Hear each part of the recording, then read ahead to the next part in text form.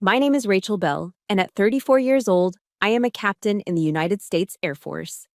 But at my father's 4th of July barbecue, that meant nothing. In front of his old Army buddies, he brushed my hand away when I tried to offer a charity check and sneered, "This is my daughter, Rachel, a real keyboard warrior down at Fort Meade." Then he threw his arm around a Navy SEAL and declared him the real deal. And then came the moment, the one that froze my entire life.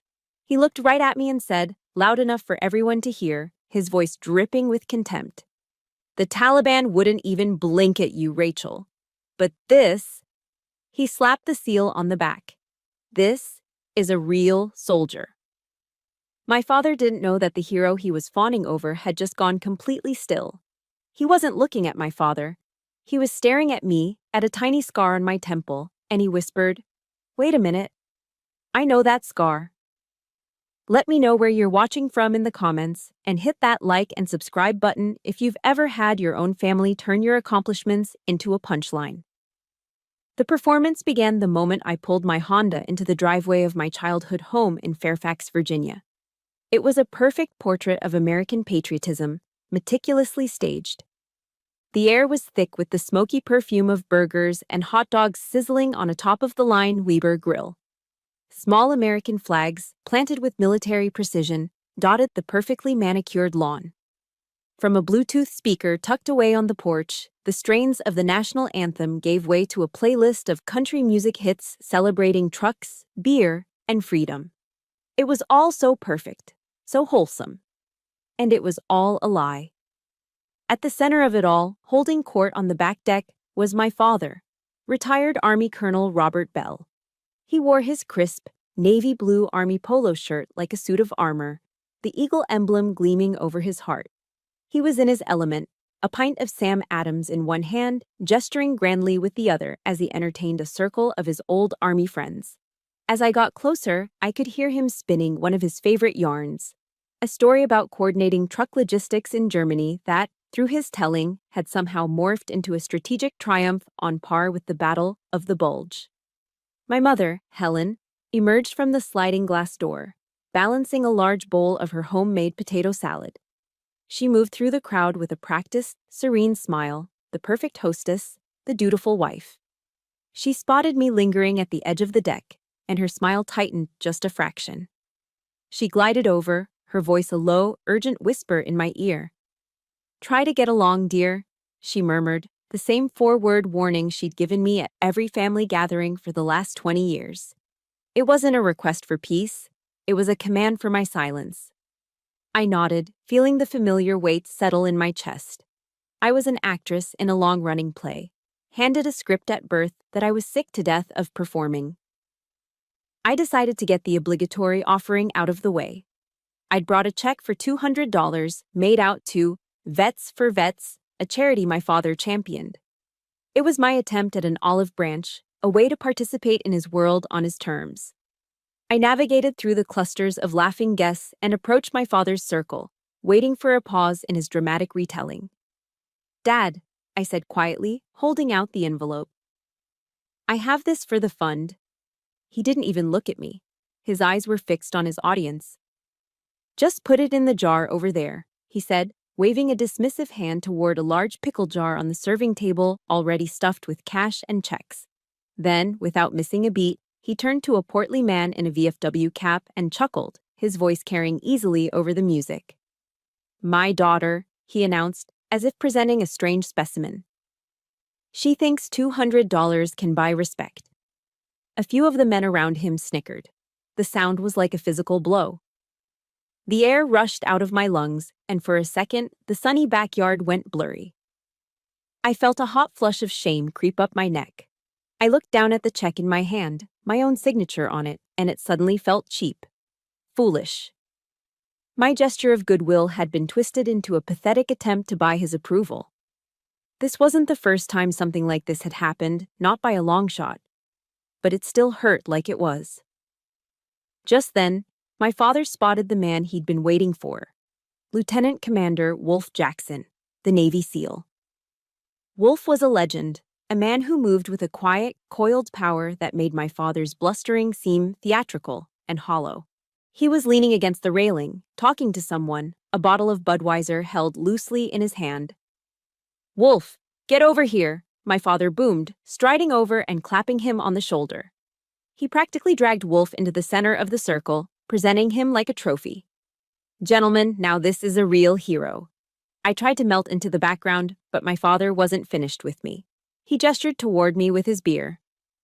"You see, my Rachel here works at a desk at Fort Meade, pushes buttons, a keyboard warrior." The familiar contempt laced his words. "But Wolf," he said, his voice swelling with borrowed pride, "Wolf is the real deal. He's been in the sandbox, kicking in doors." And then came the final, killing blow. He looked from Wolf's powerful frame back to my service blues, which suddenly felt like a costume. He looked straight into my eyes, a cruel glint in his. "The Taliban wouldn't even blink at you, Rachel," he said loud and clear for everyone to hear. "But this—" He slapped Wolf's broad back again, hard. "This is a real soldier." I saw my mother standing nearby, close enough to have heard every single word. Our eyes met for a fraction of a second. I saw a flicker of something, discomfort, maybe pity, before she broke contact. She turned away, suddenly engrossed in straightening a stack of paper plates on the table, her back a rigid wall of denial. As if by ignoring the words, she could erase them. Her silent complicity, her deliberate choice to abandon me in that moment, was a deeper, sharper wound than my father's public scorn. A suffocating silence fell over the group. The men shifted uncomfortably. But in the middle of it all, Wolf Jackson wasn't smiling. He hadn't joined in the backslapping. Instead, he took a small, almost imperceptible step back from my father. His relaxed, off-duty posture vanished, replaced in an instant by the focused tension of a soldier on high alert, a man who'd just recognized a threat, or an ally. His eyes, sharp and piercing, scanned my face. They weren't looking at me with pity or amusement. They were analytical, assessing. And then, they stopped. They locked onto a spot just above my right eye, on a faint silvery line on my temple, a scar so old I usually forgot it was even there. A look of dawning, impossible recognition crossed his face. The casual backyard barbecue faded away, and for a second I could see the battlefield in his eyes. He let out a breath, his voice barely a whisper, but it cut through the silence like a gunshot. "Wait a minute," he said, his gaze fixed on the scar. "I know that scar." It wasn't a question. It was a declaration. A puzzle piece slamming into place with a force that seemed to shake the very foundations of my father's perfectly staged party. A shiver ran down my spine, a cold dread mixed with a bewildering spark of something else. My carefully constructed world of silent endurance had just been cracked wide open. What does he know? Wolf Jackson's words hung in the humid Virginia air, an impossible question mark at the end of a humiliating day. I know that scar. How? My mind raced, trying to connect a Navy SEAL I'd never met to a faint line on my temple from a childhood fall. But his question wasn't a key to a new mystery. It was the key to an old, locked room filled with ghosts. And as I stood there frozen in my parents' backyard, the door to that room creaked open, and the memories flooded out, cold and gray. It started with the Sunday dinners. Every week, the same suffocating ritual. We'd sit around the mahogany dining table, the air thick with the scent of my mother's roast beef and my father's disappointment. After his second glass of bourbon on the rocks, the sermon would begin. My father, an only child, had never learned to share the spotlight, and his dinner table was his stage. Strategy isn't about some damn computer, he'd declare, his gaze sliding pointedly toward me. He'd gesture with his fork for emphasis. It's about moving a division across Europe under fire, logistics, manpower. That's the real army. My mother would nod along dutifully, a placid smile fixed on her face as she passed the mashed potatoes. That's right, Robert. My younger brother, Mark, who'd wisely chosen a career in business, became an expert at deflection. The moment my father's attention shifted to me, Mark would quickly bring up sports, asking about the Washington football team's chances that season, anything to steer the conversation into safer waters. I learned to eat fast, my eyes on my plate, shoveling in food so I could politely excuse myself and escape to my room. Upstairs, surrounded by books on cryptography and real military strategy, I could finally breathe. The worst memory, the one that still stings with a fresh, sharp pain, was the day I graduated from my Signals Intelligence Officer training. It wasn't just a graduation. I was the distinguished graduate. I had finished at the top of my class, outperforming some of the brightest men the Air Force had to offer. My chest swelled with a pride that felt pure and hard-won. I called home from a payphone on base, my heart hammering with excitement, ready to share the news. My father picked up. The television was blaring in the background, another Washington game. "Hey Dad, it's me. I just wanted to tell you I graduated today," I said, my voice buzzing. And I was the distinguished honor grad. There was a pause. I heard the roar of the crowd on TV. "That's great, honey," he said, his tone distracted, absent. "Those little computer things you do. That's cute." Cute. The word landed like a punch to the gut, instantly deflating all my joy, reducing my months of grueling intellectual work into a child's hobby. It was a verbal pat on the head. I mumbled a goodbye and hung up, the receiver suddenly heavy and cold in my hand. Later that evening, my mother called back. Her voice was a conspiratorial whisper, as if she were sharing a secret instead of twisting a knife. "Rachel, you know your father," she began. The familiar preamble to 1,000 excuses. He wants you in a job he can understand. Something he can brag about to his friends. Like an army nurse, maybe. Something a little more feminine." The implication was clear. I wasn't the problem, but my ambition was. My success was the issue. I was supposed to shrink myself, to contort my dreams into a shape they could find palatable. But the foundation of their disregard had been laid years earlier, cemented by a sacrifice they refused to even acknowledge. When I was 18, I achieved the dream I'd worked for my entire high school career, a full-ride scholarship to the United States Air Force Academy. It was my ticket out, my future laid out before me in glorious blue and silver.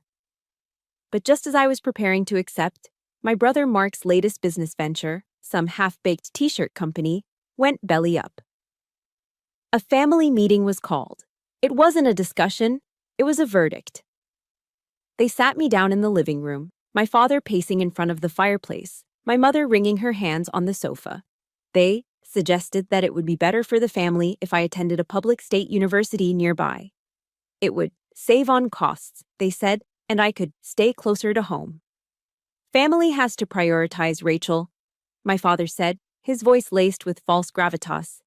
"Mark needs our help right now."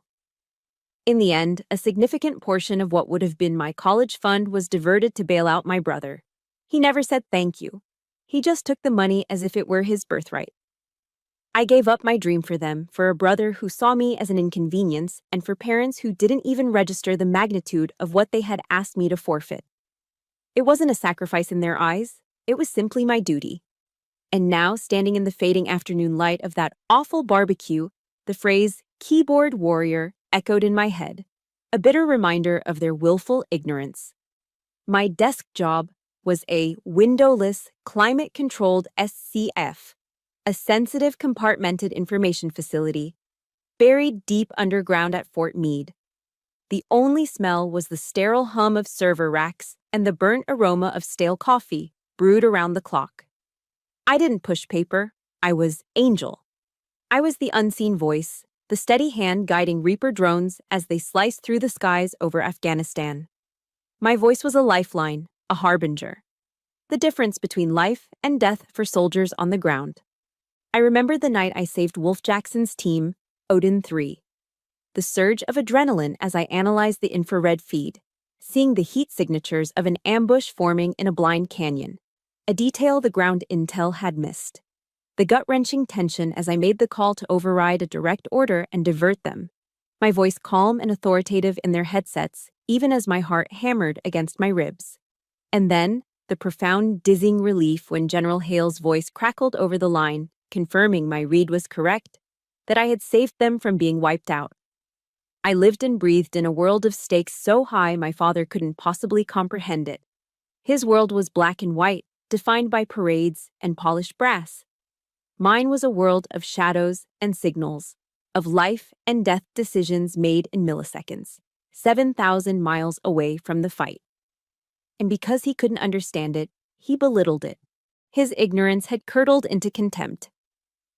That day in the SIF, after Odin 3 was safely back at base, I had looked at the grainy screen showing the empty canyon where they would have died. And I made a silent promise to myself.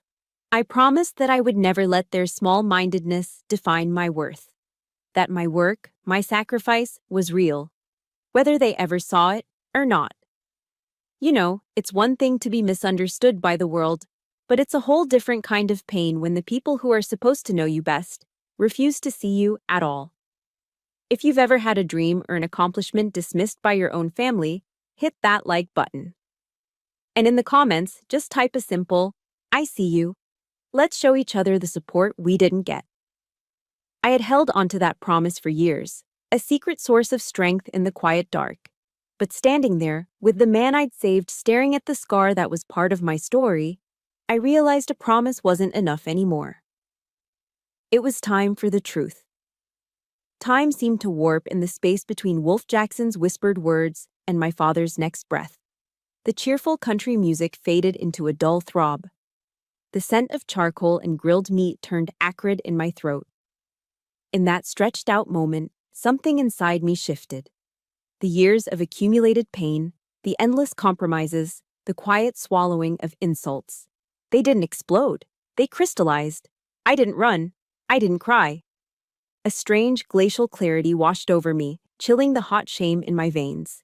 My training took over, not the basic training of a cadet, but the advanced analytical training of an intelligence officer. I looked at my father, and for the first time, I didn't see the towering figure who held the power to validate or destroy me. I saw a target. I saw a man whose bluster was a flimsy cover for his own deep-seated insecurities. A man desperately clinging to a borrowed glory he'd never earned himself. His entire identity was built on the fiction of being a real soldier. A fiction propped up by belittling the real service of his own daughter. Then my gaze shifted to Wolf Jackson. He was a warrior, that much was obvious, but right now he looked rattled, like a man trying to solve a complex equation in his head while the world spun around him. He was grappling with an impossible truth, his mind racing to connect a scar in a suburban backyard to a voice on a radio half a world away. And in that instant, I knew. The silent promise I had made to myself in the darkness of the SCIF was no longer enough. My silence wasn't strength, it was complicity. It was the fuel that had allowed this toxic fire to burn for 34 years. My silence ended today. My father, oblivious to the tectonic shift happening inside me, saw only what he wanted to see, his daughter, standing quiet and still. He misinterpreted my shock as submission, a return to the familiar script. He saw his chance to reassert control, to dismiss the awkward moment Wolf had created. "Well, all right then," he said with a condescending pat on Wolf's arm. He turned to me, his voice returning to its default tone of command. "Rachel, go get Lieutenant Commander Jackson another beer. He must be thirsty." It was the last order he would ever give me. All my life, I had obeyed. I had deferred, conceded, and retreated. But the woman standing on that deck was not the little girl who ate her dinner in silence. I turned my head slowly, deliberately, until my eyes locked with his. The clamor of the party, the friends, the hero seal, it all dissolved. There was only him and me. And for the first time in my life, I said the word. No. It came out quiet, calm, and unshakable. Not angry, not tearful. It was a simple statement of fact, a boundary line drawn in granite. "No, Dad," I repeated, my voice steady. "I don't think I'll do that." The look of stunned disbelief that washed over his face was more satisfying than a decade's worth of arguments could ever have been. His jaw went slack, his face flushed a blotchy red. He had no protocol for this. Disobedience was not in the family playbook. But I wasn't going to engage him in a shouting match. That was his battlefield, his area of expertise. Mine was information. I wasn't going to launch a frontal assault. I was going to execute a precision strike. I took a deliberate step back, widening my field of view. I was gathering intel. I saw Wolf, still processing, his eyes darting between me and the scar he somehow recognized. I saw my father's friends, their jovial expressions replaced by looks of confusion, a flicker of curiosity, even doubt. The narrative my father had so carefully crafted was beginning to fray at the edges. I didn't need to scream to tear it apart. I just needed to provide the right data points. Before my father could recover and launch into a tirade, I moved. I walked calmly toward Wolf Jackson, closing the distance between us. I stopped beside him, turning my back slightly to my father, a clear signal that he was no longer part of this conversation. My voice was low but carried with the clarity of a radio transmission, just loud enough for the men in the immediate circle to hear. "Lieutenant Commander," I began, my tone professional and respectful. "I believe my father has a slight misunderstanding about my role in the United States military. This wasn't a family squabble anymore. This was a tactical briefing." My father sputtered behind me. "Rachel, what in God's name do you think you're doing?" I ignored him. My focus was singular. I looked directly at Wolf, my eyes holding his. This was the moment of deployment. "My name is Captain Rachel Bell," I said, each word a carefully placed munition. "70th ISR Wing." I saw it then. A flicker of recognition, a spark deep in his eyes. The 70th Intelligence, Surveillance, and Reconnaissance Wing. My unit. He knew it. The pieces were starting to connect in his mind, but he was still missing the final, critical coordinate. I didn't need to say more. He would figure it out. But I wasn't going to let him. I was going to deliver the payload myself. The silence had gone on long enough. I leaned in just a fraction, my voice dropping but losing none of its intensity. I was laying the charge, preparing for detonation. "We've worked together before, Lieutenant Commander," I said, letting the words hang in the air for a moment. "Even though you've never seen my face." The confusion on his face morphed into dawning, staggering comprehension. He knew. I wasn't little Rachel anymore. I wasn't the keyboard warrior. I was Angel. And I was about to land right in the middle of my father's barbecue. The silence that followed my words was absolute. My father's face, which had been red with anger, was now just confused. But my target wasn't my father. It was Wolf. I held his gaze, my own expression unreadable, my voice flat and devoid of emotion, like a pilot reading a checklist. This was my after-action report. "Kandahar Province," I began, the first coordinate. 3 months ago, Operation Night Strike." My father started to step forward, his authority reflex kicking in. "Rachel, for God's sake, stop this nonsense." Before he could finish, Wolf's hand shot up. A quick, sharp gesture that wasn't a request, but a command. It silenced my father instantly. The desert tan on Wolf's face had drained away, leaving a pale, ashen mask. He knew those names. They weren't just words. They were ghosts that haunted his sleep. "You are call sign Odin 3, I continued, my voice a scalpel, precise and cold, cutting through the layers of deception. "You were 20 seconds from walking into a 3-sided ambush in the Arghandab River Valley." Wolf's mouth opened, but only a choked sound came out. He swallowed hard. That's classified. How could you possibly?" This was it, the final payload. "Because I am Angel," I stated, letting the name drop into the silence like a 500-pound bomb. "I was the voice in your ear that ordered you to pull back." I paused, letting the truth detonate. I saw the moment of impact in his eyes. The shock, the disbelief, the staggering realization. "I was the one who saw that scar on your temple through an infrared camera feed," I added, confirming the targeting data. "From a shrapnel wound you'd taken 2 days prior. I used it to confirm your identity right before I called in the airstrike that covered your team's retreat." The mission was complete. The target was verified. There was no room left for doubt. A deafening quiet descended on the backyard. It wasn't an awkward pause. It was a vacuum, sucking all the air and sound out of the world. The only noise was the sudden, sharp crash of glass on stone. The Budweiser bottle slipped from Wolf Jackson's numb fingers, shattering on the flagstone patio. And then, the legendary Navy SEAL, the real hero, did something that destroyed the last pillar of my father's fabricated world. He straightened his shoulders, pulled his arms to his sides, and snapped to attention. It wasn't a combat stance. It was the reflexive posture of a soldier acknowledging a superior officer, a sign of absolute, instinctual respect. Angel. His voice was a raw, broken whisper. The name was a prayer on his lips. My God, you're the angel of death. That's what we called you. He shook his head, a look of awe on his face. We thought you were a myth. A legend. A legend? My father had called me a keyboard warrior. His hero had just called me a legend. The irony was so thick, so bitter, and so sweet that I could taste it.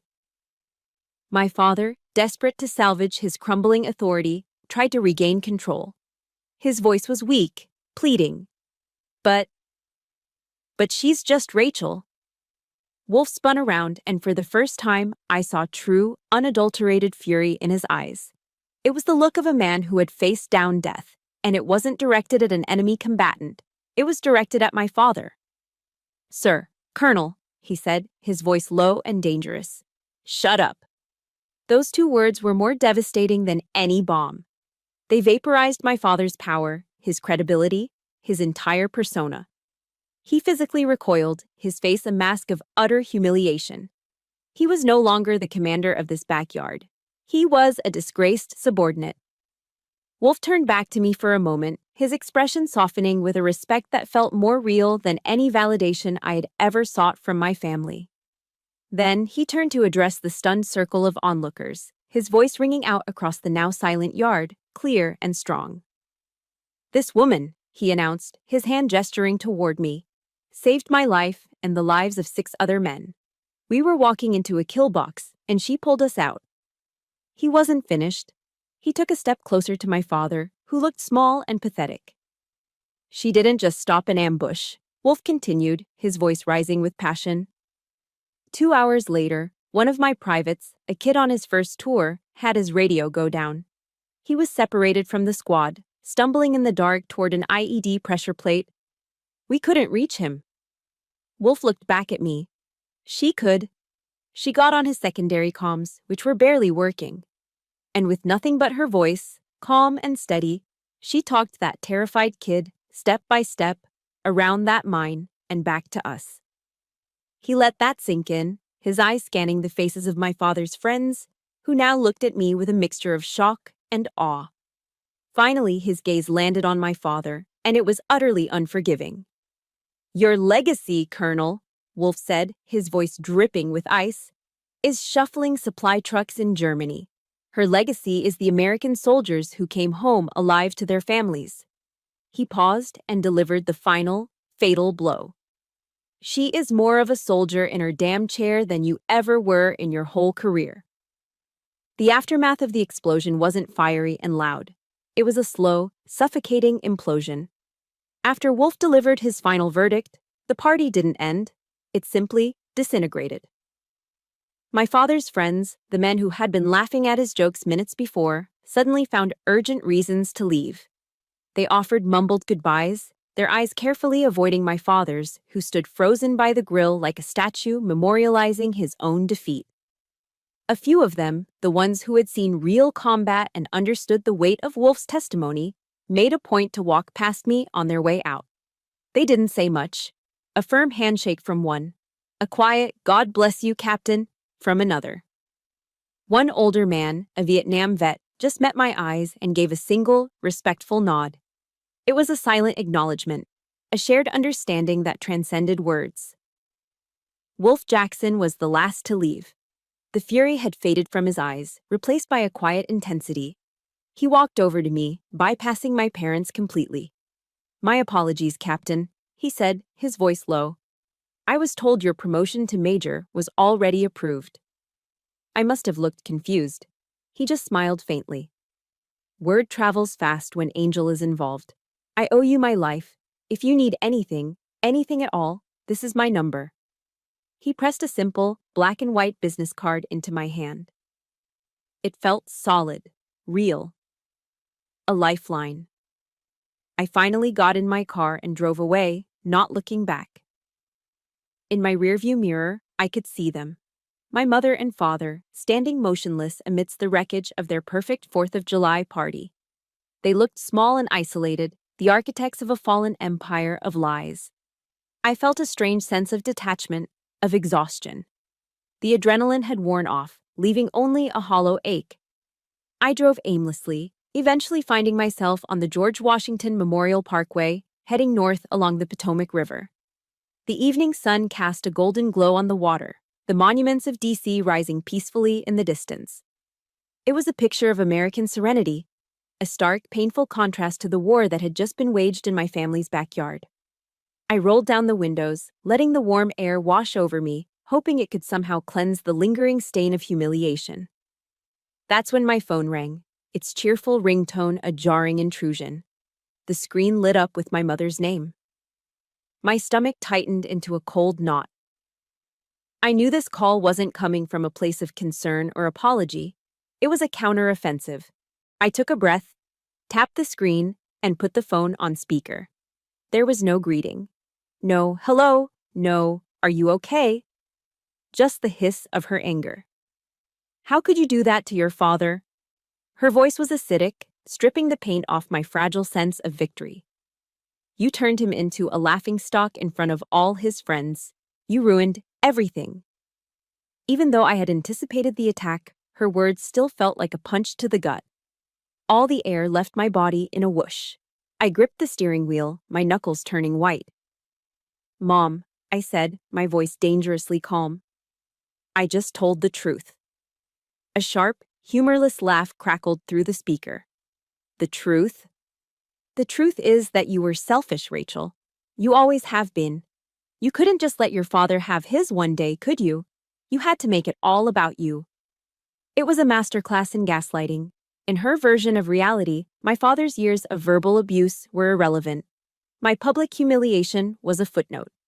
The only crime that had been committed was my act of self-defense. My truth was reframed as a selfish grab for attention. The assault continued, her voice rising in pitch, laced with the false tears of a seasoned manipulator. Your father has sacrificed so much for this country, for this family. He worked his whole life to provide for you and Mark. And this is how you repay him? By tearing him down in front of a decorated hero, just so you could show off about your little computer job? Every word was a carefully crafted barb, designed to rewrite history. Their cruelty became his sacrifice. My career became a little computer job. My moment of truth became a childish showing off. And in that moment, listening to the calculated venom in her voice, I finally saw her clearly. My mother wasn't just a passive bystander who chose silence out of weakness. She was the chief architect of my emotional prison. She was the warden who had always made sure the bars were in place, the one who taught me that my silence was the price of peace.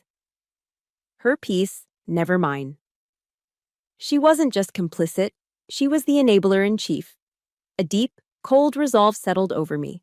The voice of Angel, the one I used to guide soldiers through chaos, took over.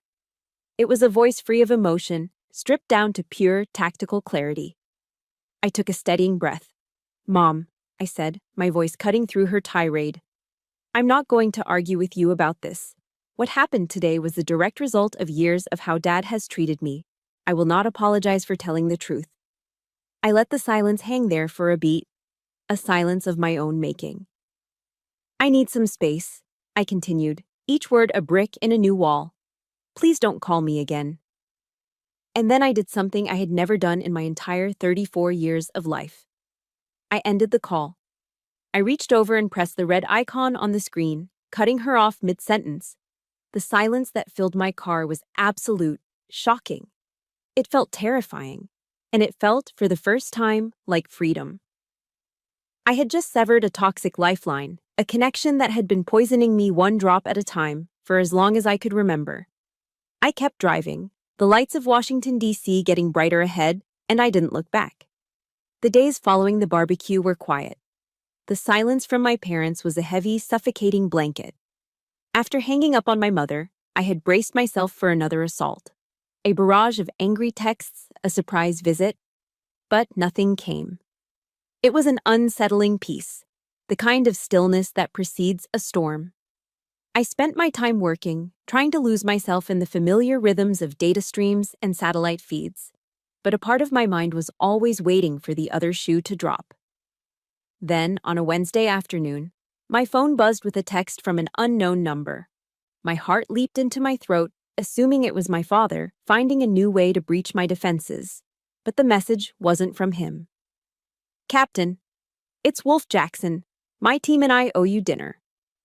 Friday night, Old Ebbitt Grill, 19 Derzyring Orns. Non-negotiable." I read the text 3 times. The Old Ebbitt Grill, a historic D.C. institution, a place of dark wood, brass railings, and hushed important conversations just a stone's throw from the White House. The directness of the message, non-negotiable, was so different from the manipulative invitations of my family. It wasn't a request layered with guilt. It was a simple, declarative statement of respect. A part of me, the part that had been conditioned for 34 years to avoid confrontation and stay small, wanted to decline, to make an excuse, to retreat back into the safety of my quiet apartment. But another part of me, the voice of Angel, knew this was a command I needed to follow. This wasn't a social call. It was a debriefing of the soul. I texted back a simple, military-style reply. "Copy that, Lieutenant Commander." On Friday night, I stood outside the restaurant, smoothing down my simple black dress, feeling a nervous flutter in my stomach. The place was bustling, filled with the energy of Washington insiders, politicians, lobbyists, journalists. I pushed open the heavy wooden door and stepped into the low, warm light of the main dining room. I saw Wolf immediately, seated at a large round table in the back, and he wasn't alone. 6 other men were with him, all of them built with the solid, imposing frames of career operators. As I approached, Wolf saw me and immediately stood up. In perfect unison, the other 6 men rose to their feet as well. The conversations at nearby tables faltered as people turned to look. There was no awkwardness in their gesture, no hesitation. Just a profound, silent show of respect that spoke volumes. I felt a blush creep up my neck, but this time, it wasn't from shame. It was from something that felt dangerously like pride. The dinner was unlike any I'd ever experienced. There was no mention of the disastrous barbecue, no talk of my father or family. It was as if that entire painful episode existed in another universe. Instead, they wanted to talk about Angel. They didn't ask me about classified details or mission specifics. They told me what my voice had meant to them. They passed around stories like sharing plates of food, each man adding a piece to a legend I never knew I was a part of. They talked about how Angel's calm, steady presence in their ears during a firefight was like a shield against the chaos. A young, wiry SEAL with Rico on his name tag leaned forward, his eyes earnest. "Ma'am," he said, "we never knew who you were. We didn't know if you were a man or a woman, old or young. It didn't matter. All we knew is that when Angel was on the comms, we were going home." Hearing my work described not as pushing buttons, but as a promise of homecoming, it was overwhelming. I felt a lump form in my throat, a painful, bittersweet ache. This was the validation I'd spent a lifetime craving from my family, and here it was, being offered freely and generously by a table of strangers who had become brothers. Wolf, who had been listening quietly, finally spoke up, filling in the details of that night in Kandahar. "When you called the audible," he said, looking me straight in the eye, "I was pissed. My SEAL ego was bruised, you know? I thought I had the better read on the ground." He took a long sip of his beer. "But there was something in your voice, an absolute certainty that cut through the noise. You weren't just reading data off a screen, Captain. You were feeling the battlefield." He raised his glass, the amber liquid catching the light. "To Angel," he said, his voice resonating with sincerity. "Who taught an old SEAL that sometimes the best eyes on the target are 7,000 miles away? All 7 men raised their glasses. To Angel, they echoed, the sound a low, powerful chorus. As I clinked my glass against theirs, I thought of my father calling my work cute. For the first time, I didn't feel the sting of his words. I felt only a distant, sad pity for him. His world was so small. My achievements weren't cute, they were legendary. When the dinner was over and we were standing on the sidewalk in the cool night air, Wolf walked me aside. Rachel, he said, using my first name for the first time. We're not the only ones. There are dozens of other teams with Angel stories. General Hale has already put you in for an early promotion to major. It's long overdue. You earned it. That night, as I drove back to my quiet apartment in Arlington, the feeling of loneliness that had been my constant companion was gone. The silence in my car was no longer empty. It was peaceful. I realized I had just had dinner with my real family. A family forged not by blood, but by fire and trust. A family that didn't need me to be smaller, or quieter, or more feminine. They saw me for exactly who I was, and to them, that was more than enough. It's amazing how a little bit of genuine appreciation from the right people can heal wounds that have been open for years. It reminds you that you're not asking for too much. You are just asking the wrong people. If you believe that the family you choose can be more powerful than the family you were born into, hit that like button. And in the comments, tell me one word that describes what family truly means to you. Let's build a dictionary of what real support looks like. For a month, there was peace. A real, profound peace I hadn't realized was possible. The silence from my parents was no longer a weapon against me. It was a gift. I worked, I spent a weekend hiking in Shenandoah with a friend, and I started having regular phone calls with Wolf, who was quickly becoming something more than just a man I'd saved. He was becoming a friend. For the first time, I felt like the captain of my own life, charting my own course. On my desk, next to my monitor, sat a framed picture not of my parents, but of Odin 3, a goofy selfie they'd sent me from their base. It was a daily reminder of my chosen family, of what real respect felt like. And then, one Tuesday evening, the peace was shattered by the sharp, insistent chime of my doorbell. My heart sank. I wasn't expecting anyone. I crept to the peephole, and my blood ran cold. My parents. They stood on my welcome mat, unannounced, their expressions grim and determined. They looked like they were here to conduct an inspection. Before I could decide whether to even open the door, my father spoke, his voice carrying clearly through the wood. Rachel, open up, we need to talk. It wasn't a request, it was an order. Reluctantly, I turned the deadbolt. My father pushed past me into the entryway without waiting for an invitation, his eyes scanning my small apartment with a critical air. My mother followed, holding a Pyrex dish covered in aluminum foil.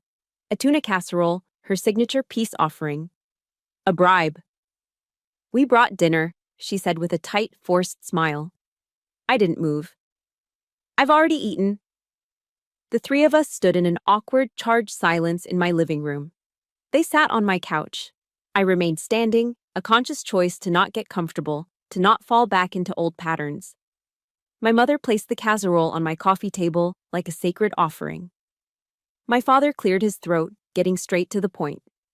No apology, no acknowledgement of the nuclear bomb that had gone off at the barbecue. Just business. It's about Mark, he began. Of course it was. His business is in trouble again. He paused, waiting for me to show the appropriate level of concern. I said nothing. He needs a loan to cover payroll, my father continued, his voice taking on a tone of weary importance. A significant one. But the bank turned him down, his credit history. It's not good. I stared at him, a sense of surreal disbelief washing over me. After everything that had happened, the public humiliation, the revelation, the complete and utter demolition of his authority. They had driven all the way here, uninvited, not to apologize, not to try and understand, but to ask for something. To ask me to risk my own financial future, a future I had built entirely on my own, for the golden boy who had been handed everything and squandered it all. My father finally laid the request on the table. We want you to co-sign the loan. I think I actually laughed. A short, sharp, humorless sound. You can't be serious. This is not a laughing matter, Rachel, he snapped, his temper flaring. No, it's not, I agreed, my voice hardening. You're asking me to put my name, my credit, my entire financial security on the line for Mark's failed business. Again. He's your brother, my mother chimed in, her voice pleading. He needs you. I looked at her, at the woman who had watched me be torn apart and had done nothing. I'm sorry, I said, my voice polite but firm. I can't do that. And that's when my father played his trump card, the ultimate weapon of emotional blackmail. He leaned forward, his face a mask of theatrical sorrow, his voice dropping to a pained, shaky whisper. Before your grandfather died, he said, his eyes welling up with crocodile tears. He made me promise him. He made me promise I would always look out for Mark.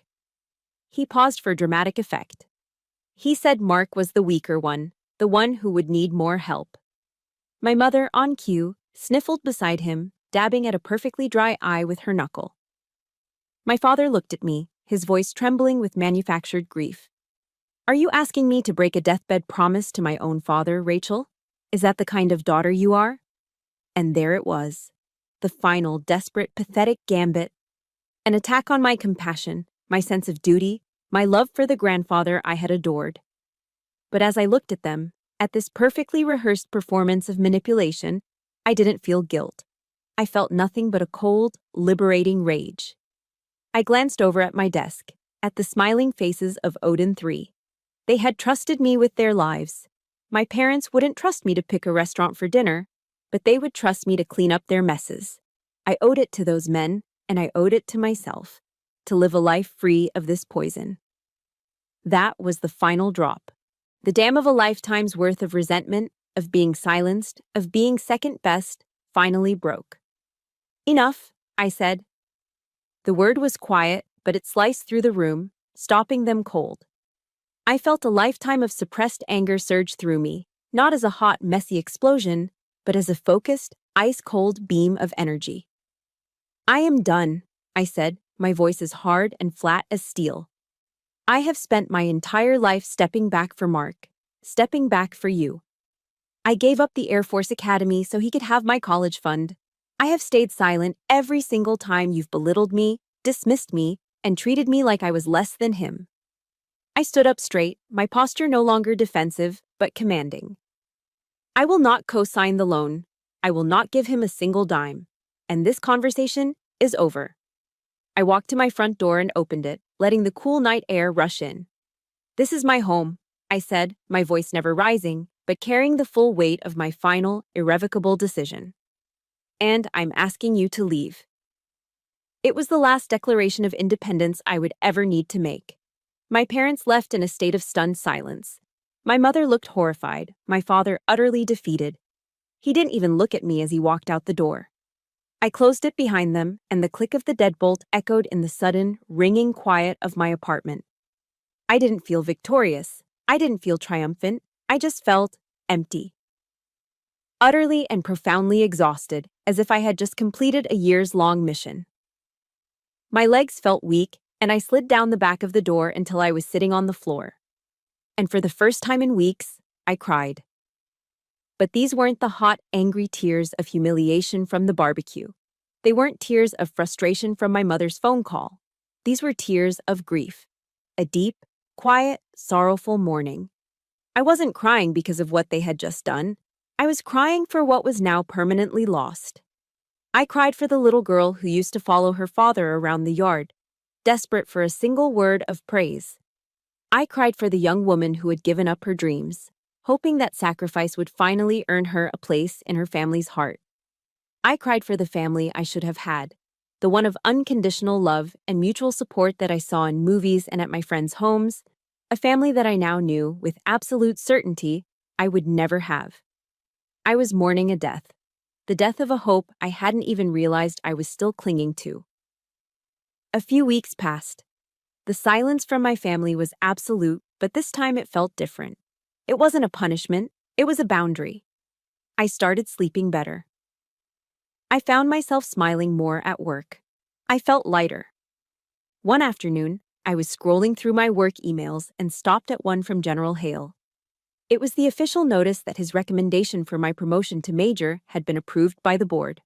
I read it over and over, a quiet, solid warmth spreading through my chest. This was real. This was earned. Then a letter arrived. It was in a plain white envelope, addressed to me in my father's unmistakable, sharp, angular handwriting. For a moment, my heart seized with an old, familiar reflex. For so many years, an apology from him was the one thing I had craved more than anything. It was the key that I thought would unlock my happiness. Now, as I held the letter, it just felt like a piece of paper. I sat down at my kitchen table and opened it. The letter was long, several pages filled with his justifications and self-pitying excuses for his behavior over the years. It was all about how hard his career had been, how much pressure he was under, how he just didn't understand my world. It was a monument to his own ego. I almost threw it away. But then, at the very end, the tone shifted. "I spoke with General Hale," he wrote. "He called me. He told me everything, Rachel. About Odin 3, about Angel. He told me things that, as a colonel, I barely had the clearance to hear. I have been a fool," the letter continued, the handwriting becoming slightly less steady. "I was so busy trying to look like a soldier that I failed to see the real one living in my own house. I am so proud of you, and I am so sorry." I read that last paragraph twice. Then I put the letter down on the table. I waited for a reaction, a surge of anger, a rush of triumphant satisfaction, a warm glow of reconciliation. Nothing.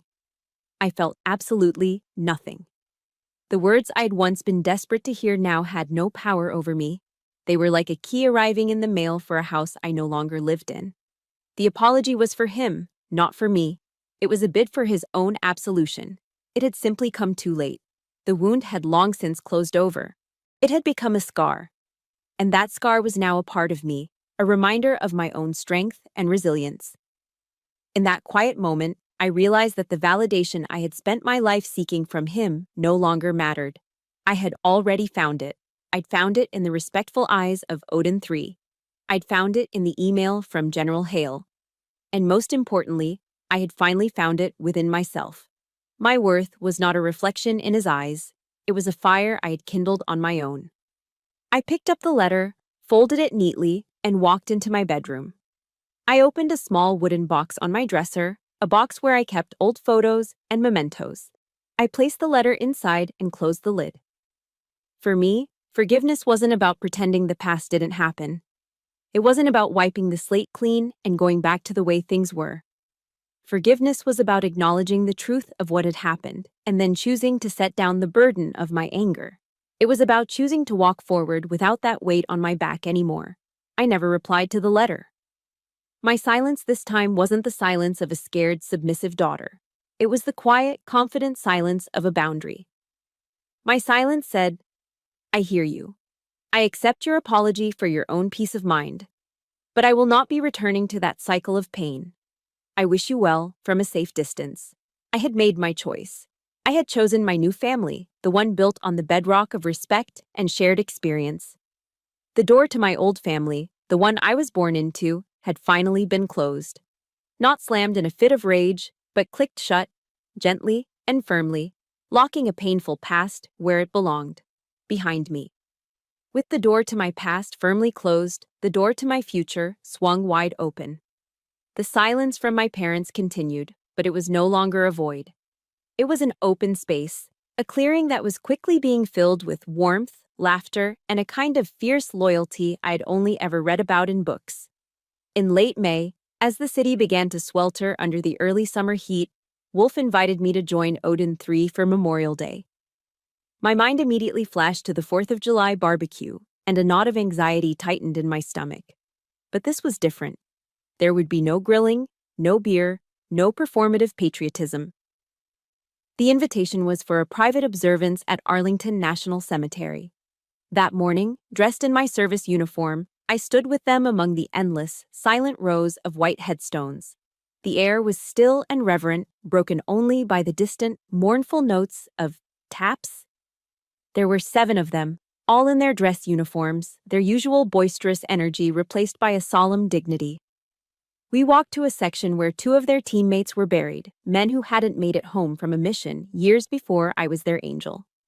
As they placed flowers on the graves, I saw 2 families standing nearby, the parents and widows of the fallen men. Wolf walked over to them, and I saw him speak quietly, gesturing toward me. The 2 older women, their faces etched with a grief that never fades, walked over to me. "This is Major Bell," Wolf said, using my newly minted rank.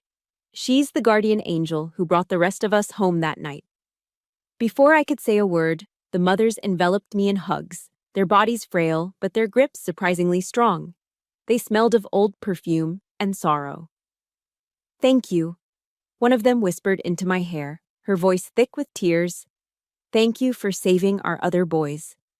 Standing there, surrounded by the quiet dignity of true sacrifice, holding the hands of women who understood its cost, I felt a sense of belonging so profound it made my chest ache.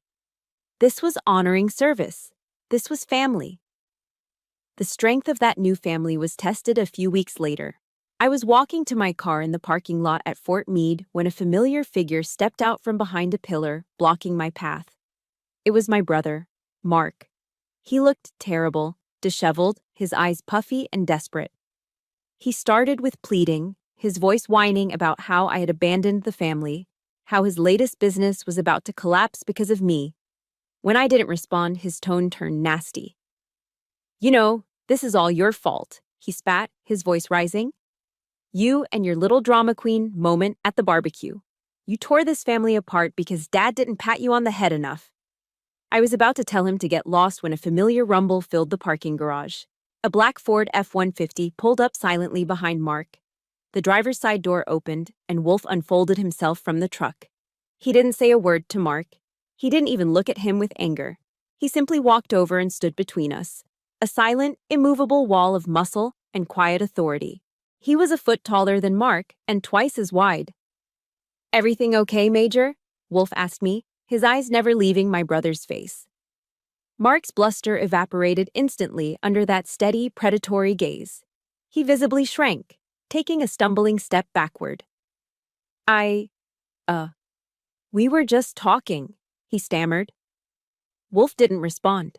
He just stood there.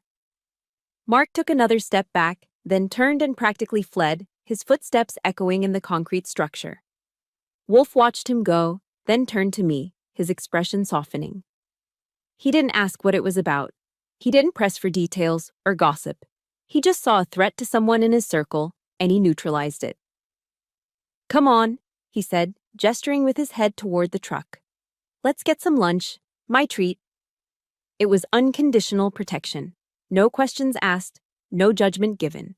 Just a simple, powerful statement. "I have your back." Slowly, I became a fixture in their lives, an honorary member of Odin 3. I was invited to their weekend cookouts, real ones, filled with easy laughter and terrible dad jokes. We'd pile onto a couch to watch football games, the air filled with shouting and the smell of cheap beer and pizza. I was brought into their circle of inside jokes, a language of shared experience that I was finally learning to speak. They teased me, but it was a different kind of teasing than I was used to. It wasn't designed to diminish me, it was a sign of affection, of acceptance. They'd rib me for drinking my coffee black, like a real Marine, or for being able to identify an approaching aircraft by the sound of its engines alone. They didn't see my intelligence as cute or threatening. They saw it as a superpower, and they loved me for it. I didn't have to hide any part of myself. My professional life was blossoming too. My relationship with General Hale deepened from one of command to one of mentorship. He saw a potential in me that my own father had been blind to his entire life. During one of our one-on-one meetings, he leaned back in his leather chair, his eyes thoughtful. "Rachel," he said, his voice quiet but firm. "You have a rare strategic mind. Don't you ever let anyone tell you that you have a desk job. The pilots, the SEALs, they are the tip of the spear. But you, Major, you are the one who sharpens it, aims it, and tells it where to strike. You are shaping the future of warfare. He leaned forward, his gaze intense. Own it. His words landed with the force of a revelation. It was the permission I never knew I needed, the ultimate validation from a man so respected that even my father spoke his name with reverence. I was finally being seen, not just for what I did, but for who I was. And I was beginning to understand that I was far more powerful than I had ever been allowed to believe. 1 year later. The setting is no longer a cramped, windowless SCIF buried under the earth. It's a vast, state-of-the-art briefing room at the headquarters of SOCOM, Special Operations Command, at MacDill Air Force Base in Tampa, Florida. Sunlight streams through the floor-to-ceiling windows, glinting off the calm waters of Tampa Bay. At the head of a massive polished conference table stands Major Rachel Bell, me. In my crisp blue service dress uniform, I command the room not with volume, but with a quiet, unshakable confidence. Behind me, a massive screen displays complex maps, data streams, and threat assessments. My voice, the voice of Angel, fills the room. But I'm no longer just guiding a single SEAL team through a dark valley. I am briefing the highest levels of command, shaping the strategic direction of special operations for an entire theater of war. I was once dismissed for having a desk job. Now, I didn't just have a seat at the table, I had built the table myself, and I was sitting at the head of it. In the front row, listening with rapt attention, sits my family. Not the one I was born into, but the one I had earned. General Hale is there, his presence a quiet endorsement of his protégé. And next to him, Lieutenant Commander Wolf Jackson and the entire boisterous crew of Odin 3. They had flown down from Virginia on their own dime, just to be here for my first major briefing as a field-grade officer. I can see it in their eyes, not just respect, but a fierce, familial pride that warms me from the inside out. When the briefing concludes and the applause dies down, Wolf is the first one to reach me, weaving through the crowd of colonels and generals. He shakes my hand, his grin wide and genuine. That was impressive, Major, he says, his voice filled with sincere admiration. Your old man should have been here to see this. I smile, a calm, genuine smile that reaches my eyes. I think of my father, not with anger or bitterness anymore, but with a kind of distant pity. I think of the empty legacy he was so desperate to build. No, I reply softly, my gaze sweeping across the faces of Wolf and the rest of Odin 3. Everyone who needed to be here is here. As the room begins to clear, a young female captain approaches me hesitantly. She's sharp, her uniform impeccable, but I can see a familiar flicker of uncertainty in her eyes. Major Bell, she begins, her voice a little shaky. That was an incredible briefing. I just wanted to say I've always admired Angel's work. You're the reason I chose this career field. I look at this young officer, and I see myself. I see the same ambition, the same talent, and the same quiet fear of not being good enough, of not being seen. I remember the years I spent craving a mentor, a guide, someone to tell me I was on the right path. I place a gentle hand on her shoulder, and her back straightens slightly. Thank you, Captain, I say, my voice warm. Our work isn't loud, but it saves lives. Don't ever let anyone tell you otherwise. I reach into my pocket and pull out one of my own business cards. If you ever need anything, advice, an ear, anything at all, that's my email. Don't hesitate to use it. She takes the card as if it were a medal, her eyes shining with gratitude. Thank you, ma'am. I will. As she walks away, I realize I've just accepted the torch that General Hale passed to me. The legacy wasn't just about my own success. It was about ensuring the women coming up behind me would have the support I never did. Later that afternoon, I'm back in my new office, the sun low in the sky, painting the bay in hues of orange and gold. It's a corner office, a world away from the underground bunker where my story as Angel began. On my polished desk, next to a stack of classified documents, sits a single, silver picture frame. The photo inside isn't of my parents at a holiday gathering. It's a picture taken a few months ago, a selfie with Odin 3 after a grueling joint training exercise. We're all covered in mud, exhausted and grinning from ear to ear. Wolf has me in a friendly headlock, and I'm laughing so hard my eyes are squeezed shut. I look at that photo, and I understand what a legacy truly is. It's not a name engraved on a medal or a late-arriving apology in a letter. It's not about the approval of people who are incapable of giving it. A legacy is the unwavering trust in the eyes of the soldiers you protect. It's the spark of inspiration you ignite in the next generation. It's the quiet peace in your own soul, the profound contentment that comes from knowing you have defined your own worth on your own terms. My work continues, quietly, shaping events from the shadows. And that, I realize as I watch the sun dip below the horizon, is my inheritance. My quiet, powerful, and hard-won legacy. Thank you for listening to my journey. My legacy wasn't defined by the family I was born into, but by the one I built and the life I chose to create. Remember, your own legacy is not written by those who misunderstand you, but by every single choice you make to honor your own worth and own your truth. This channel is dedicated to sharing stories of strength and resilience. If my journey resonated with you, please show your support by hitting the like button and subscribing to become part of our community. And finally, go down to the comments below and declare it for yourself. Just type, "My legacy is mine," because it truly is. Thank you for listening.